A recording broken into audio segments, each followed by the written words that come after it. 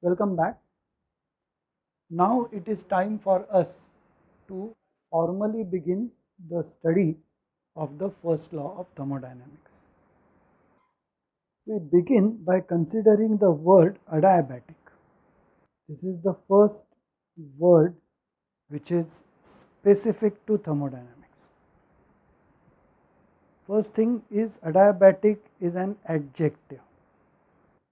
It applies to a boundary, system boundary, or a wall or an interface.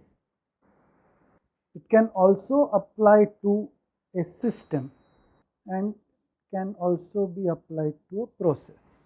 The word adiabatic is a short form for the phrase one that permits work interaction only, nothing more, nothing less. It can be applied to a boundary or a wall, in which case we will say that if that boundary allows only work type of interaction, it's an adiabatic boundary or an adiabatic wall.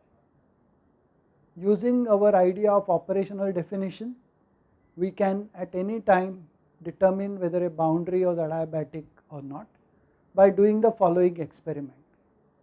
We create a system where this boundary is part of that boundary. Let the system execute some interaction across this boundary. If we find that the interaction is only of the work type as indicated by the operational definition of work, then it's an adiabatic boundary. If we find that the interaction cannot be fully classified as the work type of interaction, then it's a not adiabatic boundary, not an adiabatic boundary. Okay. We'll give it a different word later. Just now let's look at adiabatic boundary. Similarly, a system which is enclosed completely in adiabatic boundaries will be an adiabatic system. So such a system will be restricted only to do the work type of interaction. Similarly, a process in which only work interaction takes place, we can call it an adiabatic process.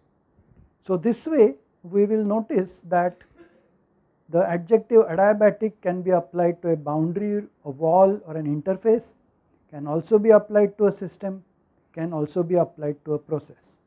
It's a restrictive adjective which means one that permits work interaction only, or one during which, like a process, only work interaction takes place.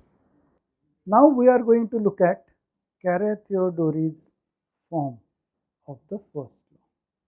This, as we will soon see, is a statement generalizing the behavior of adiabatic systems.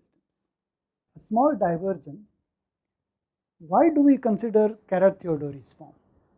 We consider Carathéodory's form because that way we can define energy or energy change, we can define heat transfer without referring to anything which we have not already defined.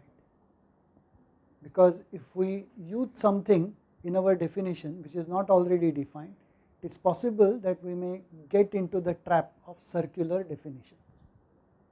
Thank you.